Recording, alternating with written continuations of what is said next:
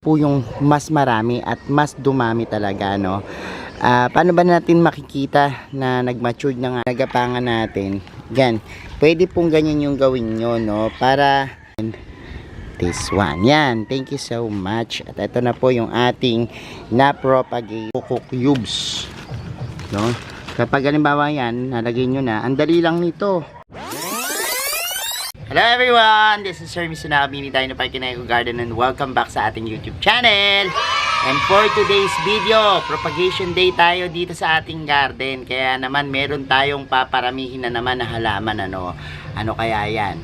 Pamilyar ba kayo dun sa mga coin plants? Yung mga coin plants po, yan yung mayroong mga bilog-bilog na dahon.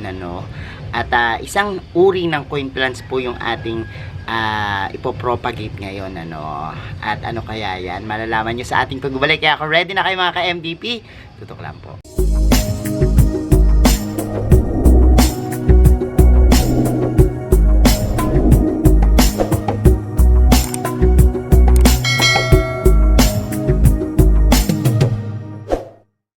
And we're back mga ka-NDP at ngayon nga pupuntahan natin tong ating nakahanging na arrangement dito dahil masisira na to.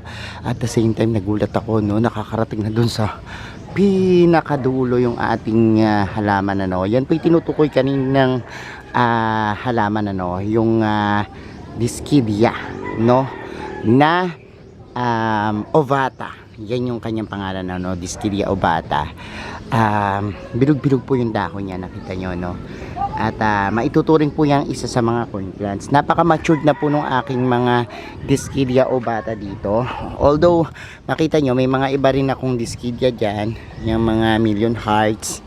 At yung pectinoids, nandiyan pa rin siya.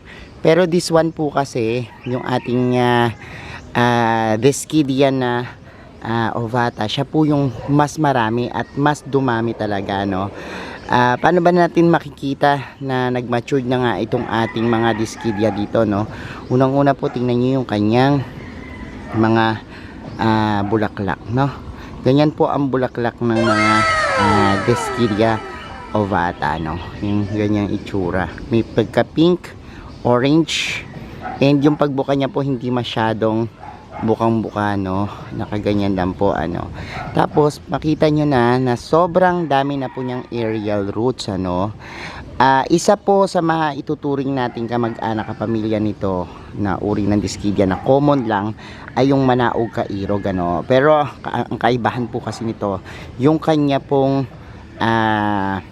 pinakadahon mas mabilog siya at mayroon pong mga parang design na puti. Ito mas maikukumpara po siya sa watermelon, yung design nung kanyang pinakadahon, Pero sabi ko nga sa inyo, ito humakaba rin, may mga stem na ganyan. Tapos eventually, ayan, kita nyo po yung roots niya, matured na itong isa na to. Napakadami na po niyang mga roots, At ito pong roots na ito, pwede nyo pong i-cut, at ilubog.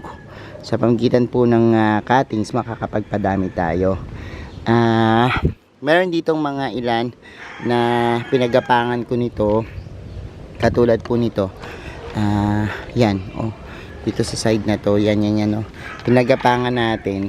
Yan, pwede pong ganyan yung gawin nyo, para mas safe, or para mas 100% na successful yung inyong propagations. Ang tawag po dito is layering, kapag meron kayong pinapahaba na mga ganito, kuha kayo ng isang lalagyanan, paso, na may nakalagay po na ganito, coco cubes, yan. Pwede rin po na moss, or kahit na pwedeng kapitan po ng mga ugat, And kapag yan po lumaylay, humaba, katulad po nung nangyari dito sa isa nating lalagyanan dito, ayan siya, kita nyo, doon pumasok na, So with this one, pwede na po siyang ikat, tapos kukanin yung mga yan, pinaka nabuo or pinaka kumapit na plants, So this one, pwede na natin tong ikat At yan, para makuha natin ano. So tatanggalin ko lang muna yung pinaka nakakapit dito. Yan, ito nakabuhol to dyan para makuha natin ano. So baka kasi bumagsak kapag kinuha ko. So kakat lang natin dito yan sa pinaka ganito. So tawag tayo ng aalalay sa atin. Ayan. So ayan si Nepot, siya muna maghawak ng ating ano. Ayan, hawakan mo kasi baka matanggal. So ikakat ko na po siya dito. And sige, yan naman na. Pagutin mo na. Yan. Tingnan natin. Oy. Baka makasama yung mga nandoon. And tingnan natin ha. Wait. Tanggalin natin yung mga nakabukol. Diyan. Op. Yan. So, kita nyo, sa una magugulat kayo, no? May mga buhol-buhol. Ikat na lang natin siya dito sa pinaka ganito. Tapos ito, ikat na rin natin siya dyan. And meron pa ba? So, ito, to. Yan. Nakabangway siya doon. Cut na rin natin yan. And this one. Yan. Thank you so much. At ito na po yung ating na-propagate na yan. By layering po na tinatawag. Ano. Pero, makita nyo po yan. May dagtayan. Ano. No?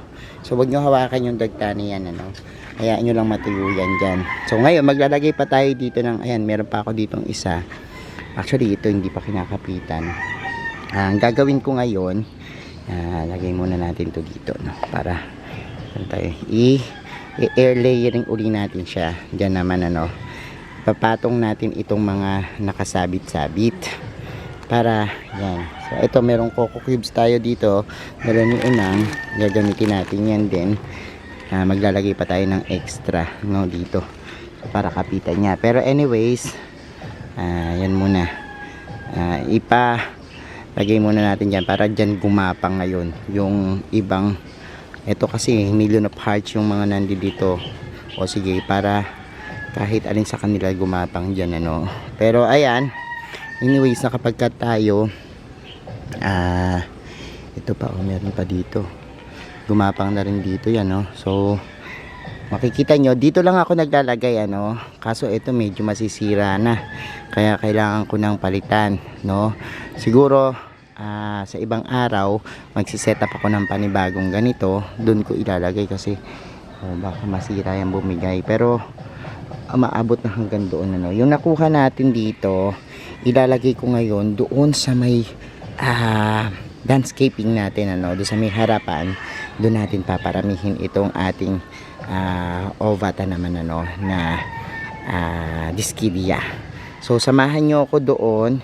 Pero pakita ko sa inyo yung mga, kung halimbawa wala kayong ganyan, hindi air layering, pwede rin naman po yung simpleng paglalagay lang o pagpapatong, ano, dun sa coco cubes. Mabubuhay na yan, ano. Tara, gawa muna tayo nun. O ayan, meron tayo dito mga ilan nakabangway lang nasa ilalim. Doon tayo mag-cut, ano. So ayun yung ating diskidia na dyan ko puputulin yan. So yan, pwede na natin yan gawin na yan, kunin ko lang muna, nahulog ito. Yan, tingnan nyo kung ano gagawin ko dito. Kung sakasakaling ayaw nyo na air layering, pwede po ng napakasimpleng method na ito. So eto, simulan na natin. Kumuha ko ng isang pot. Tapos lagay natin to. Ayan. Ang ating coco cubes. No? Kapag halimbawa yan, nalagay nyo na. Ang dali lang nito. Yung kanina nyong nakuha, ipapatong nyo lang na ganyan, no? Yan. Ipapatong nyo lang po na ganyan. Gaganyan nyo lang siya, no? Tapos gaganyan nyo lang, iikot nyo lang pa ganyan. Yan, okay na yan, mag-uugat na po yan, ano. Make sure lang po na yung inyong mga stem meron pong nakapatong dun sa mga coco cubes, ano. So ilabas nyo na yung mga dahon. Kahit na ano po yung alin dyan part, yung kumapit dun sa coco cubes, yun na po yung simula ng pagkuha niya ng sustansya doon sa mga nilagay nating na coco cubes, ano. Anyways, yan po, ganyan lang. Tapos misting lang muna po kayo, no. Misting lang kayo sa umpisa. Tapos pag meron ng mga nadidevelop na roots, tsaka po nyo ilabas, ano. Ganyan po. Dun sa pinaka nauulanan, ano. At para maging stable siya. Tapos lagay nyo siya isabit, or pwede rin naman hindi isabit, ano, kung anong gusto nyo pang display sa kanya. Pero ako I preferred na nakahang yung maraming kinakapitan, tapos mas nakalagay sa puno. Yung nga pong nakuha natin dito na kanina, yung layering na ginawa natin, ita-transfer ko siya, no? Ita-transfer ko po siya dun sa may landscaping natin na mayroong parang patay na trunks na puno, or kahit sa may puno na meron, basta malapit na puno dun sa ating landscape, ano, para dun siya gumapang. Kasi ito pwede rin po dun sa mga patay na puno, yung driftwoods na tinatawag natin, yung mga trunks lang, ano, kakapit at kakapit din po yan. So ito na po yung ating yan, coin plants na pinadami natin. So nandito na tayo dun sa ating landscaping, ano, na yan, gusto kong lagyan. Actually ito, ang dami ko ng mga nakalagay dito, mga dapo. Ayan nga, may mga nag-anak-anak na. Tapos naglagay ako ng mga wild na orchids. Ayan, no. Oh, di ba? And ayan yung ating talagang mga kinabit dito. Pero gusto ko po siyang punuin ng maraming mga ganito, yung mga kumakapit, ano. So ito, lalagay natin to dyan. Tapos pakakapitin natin dito sa ating pinaka driftwood na ata to. Hindi, alagaw pala ito. Oo nga, I remember na itong alagaw na to hindi natin pinuputol kasi sampayan yan nila Ate Babes. Tapos ayan, pero ito maganda siyang pakapitan nito ng mga halaman natin. So dito ko yan lalagay. Bala ko nga rin dito lagyan pa ng mana o kairog no, mahaba kasi hanggang dun pa yan, no, sa taas. So ito muna dito sa medyo baba, maganda kasi siyang paggapangan dyan. So dito ko lang muna yan lalagay. Yan, matibay naman siya dyan. And ito, kita nyo, oh, sa ilalim doon sa pinakapuwitan, dun siya gumapang, ang galing. O dyan na lang yan para paggapangin ko na lang dito sa ating pinaka-dianan, ano. So dyan natin lalagay ang ating pedropagate. Dito naman sa air layering na tinatawag, o sa layering na tinatawag natin,